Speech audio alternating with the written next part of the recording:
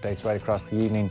We have also got Paul McGinley on the show this evening just after 8 o'clock. There is lots to talk to him about. Riviera just gone, Adam Scott prevailed. McElroy back at world number 1, had a chance to win on Sunday night. And the first WGC of the year in Mexico upcoming. We will also play you some of our show from the Alex Hotel last night. There will also be some Rishtard Cooper, I'm told, featuring Rog, Eddie O'Sullivan, Pat Kenny. Beautiful. 53106 is the text number. We're at Off the Ball. Damien Delaney back in studio. Hello. Yeah, it's been a while, huh? It's been a while. So you were at the Alex Hotel last night with Graham Souness, Brian Kerr, Keith Andrews. Yeah. That's a good lineup. I was, yeah. I mean, that's intimidating football. enough. You know, a lot of opinions on that stage there. So just trying to get a word in edgeways at times. Graham holding court, lads. Shush. Pretty much, yeah. I know you didn't even say that. Just look at you. Doesn't have to. If you're in the middle of making a point, it's very good, Graham. Would look at you, go, "Aye, no problem, Graham. There you go." Well, we're going to play some of that. You guys previewed the game this evening, so we'll play a little bit of that before 8 o'clock. Richie McCormack also here. Hello. Hey, Joe. How are you? Very well. Damien, we're admiring, since you've been away, Richie's beard and glasses combo. Very sharp, very tidy. I don't think the beard is tidy at all. That's the problem. Tidy in a stylish sense, I mean, not literally tidy. I look like a vagabond. Vagabond. A vagrant. We are back. You're just nodding and saying, yeah, cheers. No comment from Delaney. You really did well to maintain a silence there. Most people would have felt, out of politeness, I better just go, yeah. No comment. Don't. Once it fills out a little bit more of the beer, I think it'll be quite good now. Cheers. But at present. No. So what a game to kick off Champions League knockout stages. This is not an original point by any means, but the Champions League knockout stages over the last 3, 4, 5, 6 years certainly is just about as good as football gets, maybe even, well, sport gets, really. I mean, everybody around the world is watching this. Certainly Europe is completely obsessed with this. The games are incredible. The margins are unbelievably fine. There tends, for whatever reason, we're in this cycle at the moment where it's more about attack than 1-0 wins. I know Atletico, maybe you might take that approach this evening, but this in general has just been phenomenal the last couple of years. Yeah, it's fantastic. It's just brilliant when you, especially when I was playing, it was great on a Tuesday, Wednesday night, you know, when you're in between games yourself, when you go home, and a little bit of brightness in the evening, a stretch, and you know, summer's coming, and you've the best of the best in Europe going against each other. Great style mixes and contrasts, and like you said, usually when two teams are very, very evenly matched, it's such a fine margin. But it's good to see the top players pushed, because you know that the type of personalities that they are, the big occasion will bring out the big performance invariably. Because I was even trying to think, the Neymar dink for Barcelona against PSG, that's about 4 or 5 a year, and it just feels like it's been constant these last number of years. So that is going to be the case this evening with Atletico against Madrid, against Liverpool in Madrid. They're not where they were, for sure. They're 4th in the Liga, level in points with 5th. Just 2 wins this calendar year against Levante and Granada, 2 1-0 wins. They're struggling for goals, seems to be the word from people who watch them routinely. But like, if any fixture sets up nicely for Simeone, it's going in as underdogs against Liverpool. Yeah, I mean, when you look at what Atletico used to be, they were fantastic in the way they did it. I think the way they play suits La Liga. They'll nick their 1-0 wins, but when the tempo, the ante's upped, and Liverpool hit them with the force that they're going to hit them with tonight, the tempo they're going to play and press at, they don't have the Godins of this world to really sit in and put their tin hat on and say, right, this is us now, let's go. So it's going to be a fascinating matchup, whether Diego Simeone can find some tactical chink in their armour, be it on the counter-attack or set pieces or something. They're not in a massive vein of form, and you're saying they're defensive. I think they've only got 3 clean sheets in the last 10 games. As well. So it's, you know, they're not like... Not flying at either end. Right, so they're not like keeping 8 clean sheets and winning 1-0. It's just, you know, they are leaking goals. I think the way they play suits La Liga. They're probably, you know, stronger than a lot of the teams that are there, which is why they're probably still 3rd in the league. But I think tonight is going to be a real step up for them. Team news is in, Richie. Yep, for Atletico, Jan Oblak starts in goal. Simi Vršelko, Stefan Savic, Felipe and Renan Lodi are their back four. In midfield, it's Koke, Thomas Partey, Saul Niguez and Thomas Lemar making his first appearance since Christmas. Angel Correa supports Alvaro Morata up front. Diego Costa is on the bench for them. For Liverpool, 2 changes from the win over Norwich. Alisson starts in goal. Trent Alexander-Arnold, Joe Gomez, Virgil van Dijk and Andy Robertson are the familiar back four. Fabinho comes into the midfield along with Jordan Henderson and Gini Wijnaldum, and after his goal-scoring cameo against Norwich, Sadio Mane is restored to their front three alongside Mo Salah and Roberto Firmino. Mane, you mentioned there, he came off the bench against Norwich at the weekend. He looked so sharp when he came on. A man who has benefited from a bit of a break. Yeah, I think it'll benefit all of them. I think Norwich was a perfect little game for them just to kind of get back into their stride again. Miserable wind in that game. Yeah, and the players would have after having a week off, because they're so used to playing twice a week for so long. When you give them a week off, I think the week's training they would have had might have been quite sluggish. A lot of players trying to get back into it and get back up to speed. But the Norwich game was a perfect little intro for their fitness to get it back up, and I expect them to be absolutely lifting tonight. That's a strong team. There's no surprises. They haven't really had to deal with any kind of injury crisis this season at all, Liverpool. No, I'd love to get an insight into their strength and conditioning regime, their training schedule, how long they train for, how long he works them, and the way they recover and everything, because they're definitely doing something that other teams aren't. Well, I won't say definitely, but I would imagine they're not, because they're conditioned so well now, and they're monitored so well that very rarely do you see them breaking down with muscle injuries or soft tissue injuries. So maybe in a couple of years when the stories come out and he's prepared to release that type of information, it would be fantastic to see. Yeah, for sure. What's your sense of tonight then? Liverpool to win or just take a draw and go home? I think Liverpool win tonight, but I don't, the tie's going to be very much alive going back to Anfield. I think it's going to be a 1-0. I can't see Atletico scoring unless there's a set piece or a penalty given away or a refereeing decision in a free kick, something like that. But from open play, I think Liverpool will just pin them in and just set the tempo that they do and just bludgeon Atletico Madrid with just their pace and their power, and eventually they'll crack like most teams do. And I think this team here tonight is never going to be tested the way that they've been tested before, because Liverpool play with such an intensity. But I think Liverpool might get their noses in front 1-0, possibly. I'd have said would be the score tonight. Yeah, again, it's not the Atletico of old, but interestingly, they've never lost at home under Simeone in the Champions League knockout stages. It has not happened. That's in 12 games, and they've conceded 2 goals. Yeah. So there's been a lot of changes. There has, a lot of changes. Yeah. That back four is almost unrecognisable to what it has been in previous years. Yeah, it's definitely not what it was for sure. So that's the one we'll be keeping closest eye on. Obviously, this evening there is one other game. Yeah, it is in the Westfalenstadion where Borussia Dortmund play host to PSG. Borussia line out with 3 at the back. Roman Berkey starts in goal. Back 3 of Lukas Piszczek, Mats Hummels and Dan Axel Zagadou. Ashraf Hakimi and Rafael Guerrero provide the width with Axel Witsel and Emre Can in midfield. Torgan Hazard and Jadon Sancho supply the width for Erling Braut Haaland. For PSG, Jesus Navas starts in goal. A back 4 of Thomas Meunier, Prisnel Kimpembe, Thiago Silva and Levin Kurzawa. Marquinhos, Marco Verratti and Idrissa Gueye are in midfield, and then that front 3 of Angel Di Maria, Kylian Mbappe and Neymar. Sticking with Dortmund, they've activated the purchase clause for Emre Can. The midfielder joined the Bundesliga side on loan from Juventus in January. The former Liverpool man will begin a 4-year deal come the summer. Both of tonight's games kick off at 8 o'clock. Thoughts on this one? Haaland up front for Dortmund, starting. Not that surprising given the start he has made to life in Germany. And then Di Maria, Mbappe, Neymar.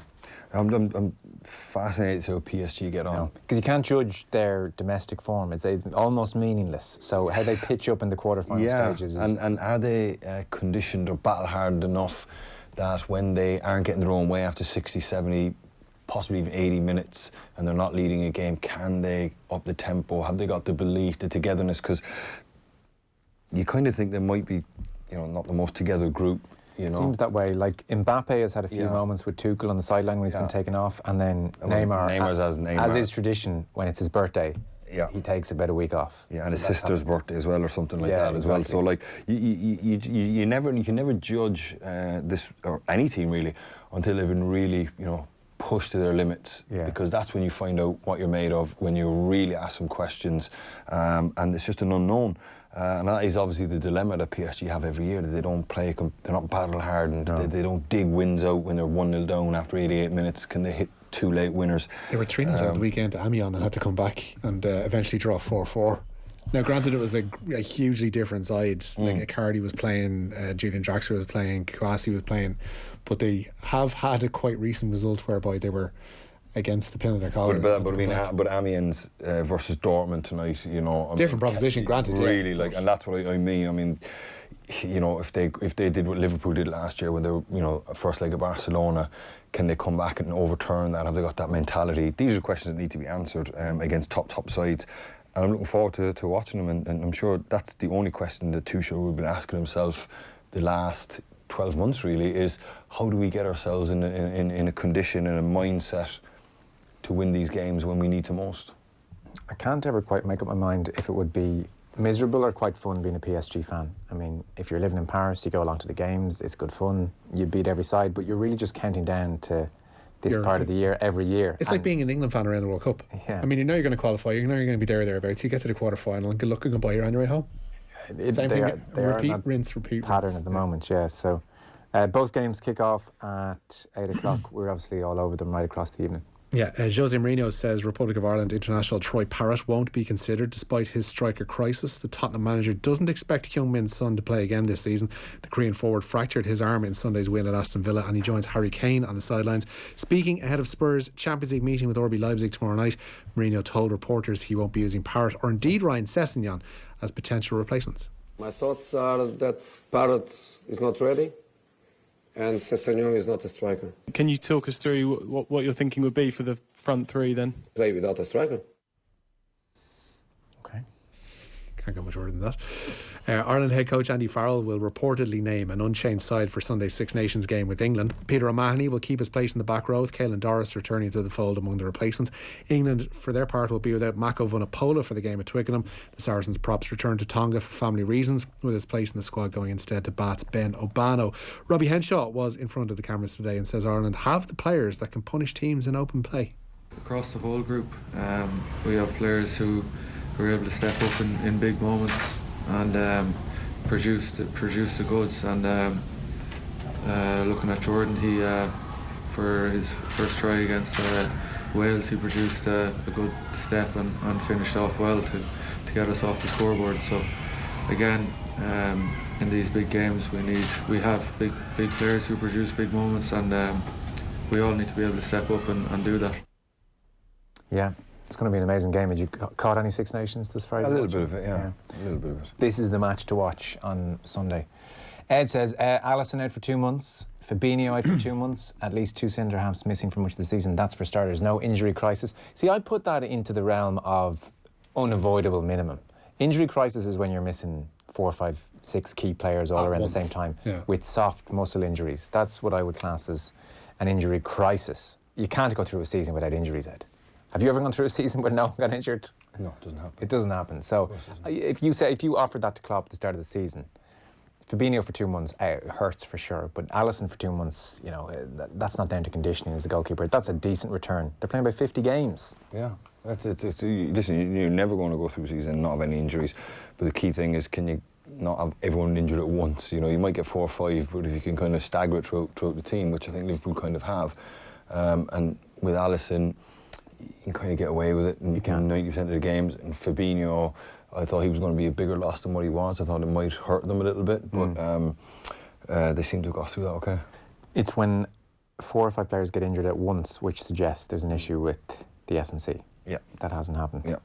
So we'll hear from Paul McGinley later on the show. He had a few interesting things to say. Yeah, he's poured cold water on the proposed Golf Premier League. Last month's World Golf Group unveiled plans for an 18-event global tour featuring 48 of the world's top golfers. Speaking ahead of the Genesis Invitational, Tiger Woods said he'd been approached about taking part, but speaking to Joe earlier this evening, McGinley says a breakaway from the European tours is unlikely. We don't have a clip there, Joe. Oh, we don't have a clip, sorry. Your script said we had a clip. I know, that's my fault. Jeez, Richie. Amateur error. It's thrown me way off. That's coming on your way. It's coming your way after 8 o'clock. Mino Raiola, meanwhile, he was on TalkSport today as well. He was on TalkSport earlier on. What's He the was offer? on I Twitter. just can't get it. Like, I mean, why? You can't get enough of him. No, I can't understand why is he doing this I mean, he's an agent. Just stay in the shadows, mind your own business, and let your player do his own talking. But I mean, why get involved with a spat? I honestly think it's because he feels the more famous he is, the higher profile he is, the more he picks up the emerging talent. He is the super agent of the world right now. I know, but I mean, it's unprofessional. If you've got a problem with Solskjaer, just phone him up and have it out with him. It doesn't need to be aired in public. But do you not think certain players would look at this and look at Raiola? So he's firing off the social media posts last night. He's on TalkSport today fighting your cause. I understand what you're saying about a lack of professionalism, but won't there be a lot of players who will look at that and say, geez, look at the way this guy's fighting on my behalf. I want him to represent me. No, he's an embarrassment to football. He shouldn't be anywhere near the airwaves, you know. Just agents are a necessity, but just do your job and disappear back into shadows. And when you say he's fighting his cause, what cause is he fighting for Pogba?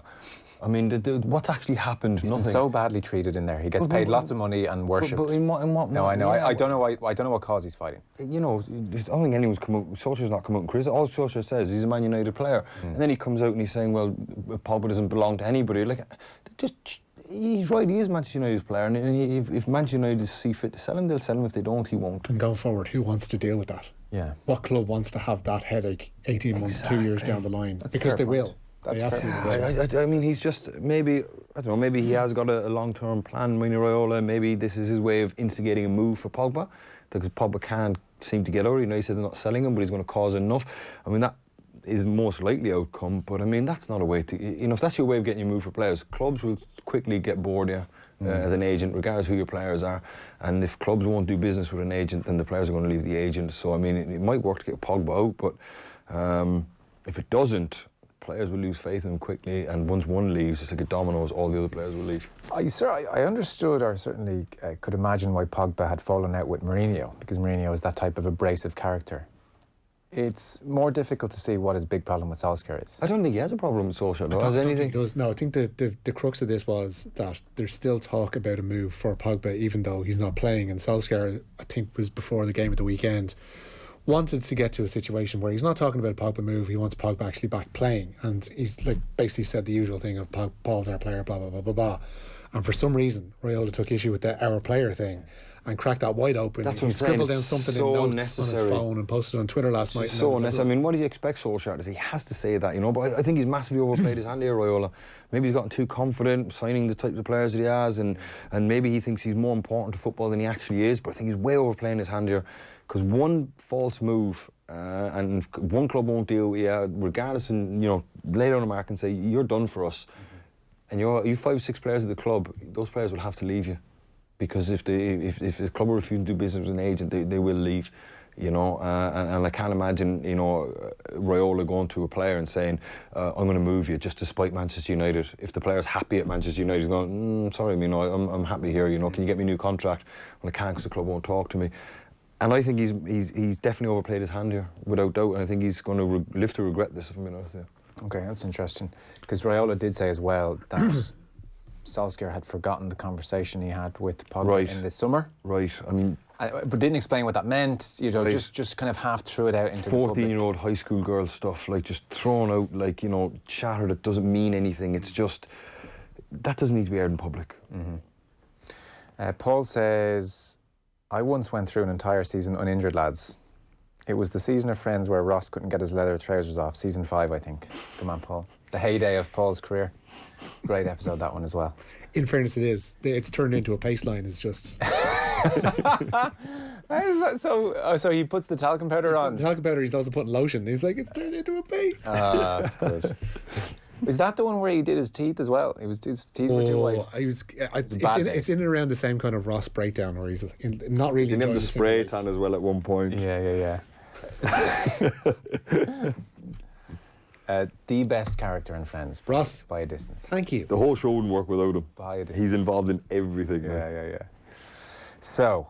On Raiola. That's Mino Raiola. Yeah, he insists there's no bad blood between himself and Ole Gunnar Solskjaer. The Italian who represents Paul Pogba posted on social media last night that the midfielder is neither his nor Solskjaer's property, after the United boss had previously said Paul is our player, not Mino's. Raiola claims he'll reach out to Solskjaer to clarify his comments. Lately, everything that happens around Ole seems to be my fault. Haaland not coming because of clauses that I don't know anything about. I have nothing against Ole, on the contrary. for sure I will reach out to Ola. I only wish him all the best, because wishing him all the best is the same as wishing Paul Pogba all the best and wishing Jesse Lingard all the best. A nice reminder that he has another client in United's books there.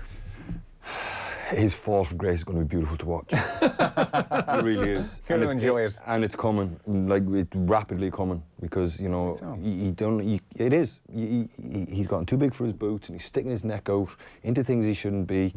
Maybe he likes his celebrity status. Definitely does. But I'm telling you, it's coming, because once one club starts to dislike, the whole thing will fall apart quickly. Finn Russell, meanwhile. Yeah, he's going to be in the international exile ahead of Scotland's match against Italy this weekend. Assistant coach Mike Blair has confirmed that the Racing Fly half has not returned to the squad, and unless something changes, that will continue to be the case. Russell was punished, of course, for a breach of team discipline ahead of their opening Six Nations meeting with Ireland. Connacht duo Quaylen Blade and Matt Healy have both signed contract extensions with the province. Both players will remain at the sports ground until the summer of 2022 at the very least. While Bohemians and Limerick side Treaty United have been added to the Women's National League here at home ahead of the 2020 campaign. Along with Athlone Town's inclusion, it expands the league to 9 teams. The fixture list for the new season will be released on Thursday. And Kerry's Davidas Uosis is on the verge of a move to the AFL. The 2017 All-Ireland minor winning goalkeeper, who can also play in outfield, is in line to join the Brisbane Lions later this year. Dublin's James Madden is already on the books at Brisbane. Gordon Elliott talking today. Yeah, and he's confirmed that Tiger Roll will stay in training next year, all going well. The dual Grand National winner tries to win at the Cheltenham Festival in March for the 5th time. Elliott confirmed Tiger Roll came out of his seasonal debut at Navan well in the Boyne Hurdle, and with a tilt at the Aintree Grand National on the cards after Cheltenham.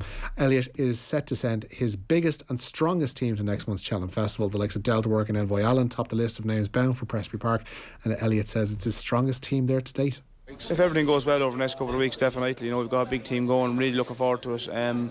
Probably number-wise, will be the biggest. You know, strong. We look strong. We've got a lot of chances and a lot of good races. So it's only you sit down and start talking with them here, you realise the team we have going. But really looking forward to it. I could listen to Gordon Elliott say definitely all day long. It is a beautiful thing. Di Young, back to rugby, is leaving Wasps after nearly 9 seasons with the Premiership Rugby Club. Their director of rugby has told them he feels he's taken them as far as he can. Young guided them to a Premiership in 2017 in the final, that should be, and also took them to the semi-finals of the Champions Cup in 2016. Lee Blackett will continue as the interim head coach there. Cardiff Blues back Hallam Amos has been called into the Wales squad for this weekend's match with France. He's replaced his clubmate Owen Lane after he picked up a hamstring injury in training.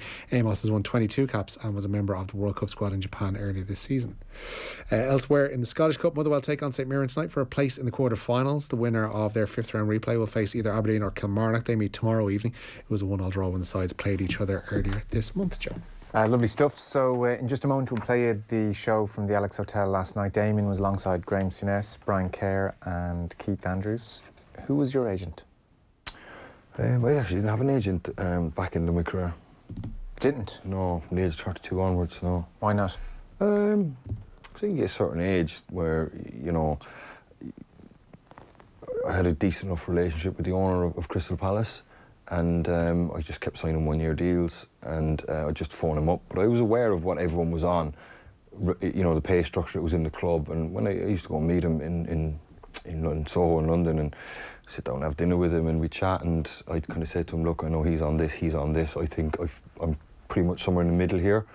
And he always agreed. You know, I never went in and said, look, I want to be X amount of money. I was aware of where I was in the payment structure of it and my contribution and things, and he always agreed. It was always done in about 10 seconds. We had dinner and a chat, and the day after he said, come on, what's sorted? And I said, well, I think this is fair. I think this is where I should fit in the pay structure. He'd haggle over a little bit. But I mean, sell-on clauses and all the complexities of the modern-day contract. What am I? I was 32 or 33 at the time. Yeah. I didn't need any of that. Like, you know what I mean? Just pay me that, and if I do well, give me that, and if I do really well, give me that. Before you were 32? Huh? Before you were 32? I had an agent called Will Salthouse who looks after Harry Kane and Wilfred Zaha. Actually, Wilfred Zaha left him this year. What's the kind of regular contact with an agent then when you do have? None. None? No, just like, you know, I don't know, I was never a player that was like, you know, kind of edging for moves. You know, there was never people streaming in for me. When I was at a club, I was quite happy, and you know, clubs would always come and say, "Do you want to renew the contract?" Yeah, no problem. And an agent would kind of, it was never a big deal for me. players just overplay agents. I think there is a need for an agent if you're kind of doing really well and you want to better yourself and you want to get out and move on. You know, you do need an agent, but ultimately you're your own agent, because if you do well and you're an asset to a club, they're going to want to retain you and they're going to want to keep you happy. Now, if you walk in there and ask for like stupid money to make yourself top earner, then the club will go, don't be silly, come on, you know. But if you're a young kid and you've an agent going in there, the club aren't going to pay you more than what you're worth unless you're exceptionally talented, you know. But just do the work and you'll get paid. And how did you know what other players were on? I had my spies inside the finance department. You're kidding me. I thought you were going to say you asked each other. No, I would never ask a player what he was earning. Would that not be a common? No, definitely not. No. Really? Never spoken about it. I'm shocked. I would have thought a Premier League dressing room, you were all sitting around saying, all right, lads, what are we on? No, definitely not. It was a big no-no. In every changing room, wages were never spoken about. That's a very interesting dynamic, given that they're so spoken about in the papers. Everybody knew, ballpark, what people were on. And sometimes you'd hear chatter of like so-and-so's on that, and I'm like, he's not. Not in a million years. Did it tend to be inflated in the media? The media ones where it says like 200 grand a week is like, you know, his basic could be 90. And if he wins the Champions League, he gets all, you know, so if he fulfills every requirement in his contract, it'll be 200. But your flat wage, if you get injured and you're not playing, I guarantee you is nowhere near what it was at. Now, some players are, obviously, but, you know, so basically what they do is they take the total package of the deal. Like, if you hit every incentive that they give you and you're never injured and you play X amount of games and you get every loyalty bonus and then you divide that by 52, it might come out at 200 a week, you know. That's very interesting. That was a big no-no. I mean, in some respects, it's not shocking, because at any workplace, people comparing their wages is a big no-no. Yeah. So I guess it would apply to football as well. But yeah, I mean, the only thing you get, if someone's signing a new contract, you know, they'd come in the change room the next day and there will be a little bit of ribbon, like, you know, you got that money, you got paid of it, you know. So so you had your sources in the finance department? Yes, I did. You crafty little so-and-so. You know what I mean? Unbelievable. That's why it always only took about 10 seconds when I sat down with him, because I knew. So you were able to say, I know what he's on. Yeah, I never said that. I said, you know, I know he's in this bracket here and he's in this bracket here. I definitely do a little bit more than him and I'm worth a little bit more than him, but I want to be on the coattails of this guy. Okay. And then I'd say, listen, just let's do that. And if I play X amount of games, give me a bonus. If we finish so far in the league, I'll have this bonus. And do you think if an agent had gone in on your behalf instead of those dinners, he would have got a few extra quid? No, I don't think so, no. Okay. Because, like, you know, as I said, I wasn't a player that was coveted or would ever go and say, you know, so-and-so want me, because, you know, it wasn't like that. And I knew I wasn't looking to move anyway, and I was happy where I was. And it's very, very simple. Agents just kind of put themselves in the middle, muddy the waters a little bit, and then kind of either try and get a move for you. I think sometimes agents mess stuff up more than what they do. Well, sometimes you have to create a crisis to therefore solve the crisis and show your worth to the player. Yeah, but also, I mean, there's some good agents out there. There are some really good agents that understand their place in the game. They understand their role and they fulfil that role.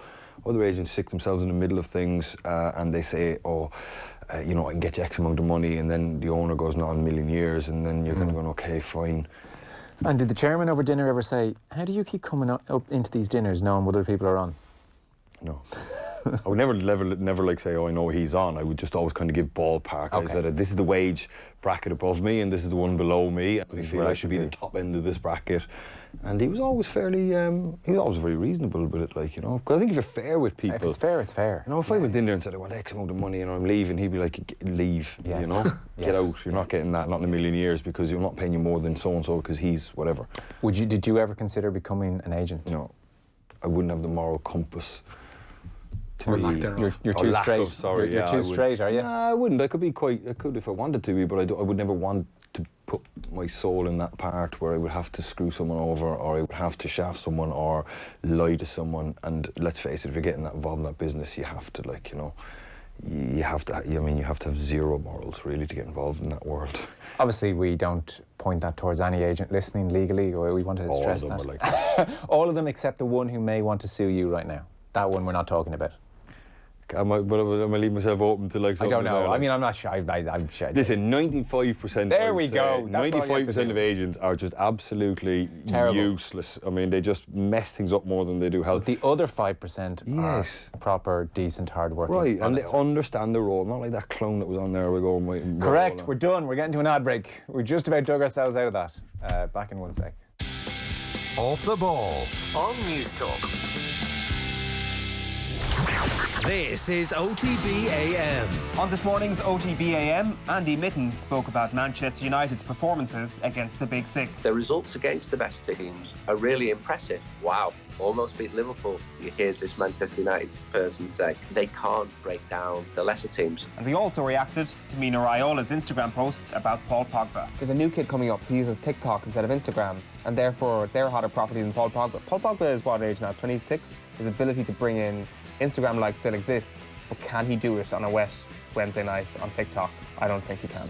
Join us tomorrow morning from 7:30, where we'll have reaction to the Champions League, and also we look ahead to England versus Ireland in the Six Nations. OTB AM, Ireland's only sports breakfast show, weekdays from 7:30 AM, only on OTB.